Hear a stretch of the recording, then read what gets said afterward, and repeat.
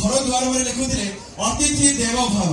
एवं तापरे तापरे दुई पद आगु को गले लिखिले सुस्वागतम एवं तापरे बदलला जीवन धारा आमे घर द्वार में लिखिले इंग्लिश रे वेलकम किंतु वर्तमान आमे घर द्वार में लिखुछ आज्ञा इंग्लिश रे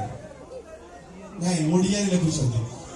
कुकुर प्रति सावधान डी ओजी डॉग ताको उल्टेई देले जी ओडी गॉड तो आपण कुकुर प्रति आमे जेतिकी सावधान अछु भगवान को प्रति सेतिकी सावधान ना केवल संस्कार आवश्यकता तो एबे आसो टिके प्रेम आडू बुझा प्रेम करिवा ए घर लोक आछन बहे माड खाइबो प्रेम आडू जिया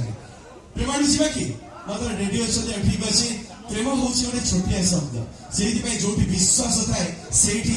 प्रेम थाए किंतु विश्वास नामक शब्द धीरे धीरे सबुठारु दूरे गलानी विश्वास जहाँ को पढ़िया गोटे सेकेंड लगे जहाँ को बुझिया गोटे मिनिट लगे जहाँ को भाविया गोटे दिन लगे और जहाँ को प्रमाण करने सारा जीवन लगी जाए आगे प्रमाण करी हुए किंतु भाई माने मोर प्रमाण करदेवे जे सागे सागे प्रेम हो ठीक अच्छे आप घर पाई आस्ते घर लोग कहीदेवे जोर कहे ना ठीक अच्छे दर्शक बंधु आग को बढ़िया तो आग को बढ़िया समय मुझे चाहिए तो जी सारा दर्शक बंधु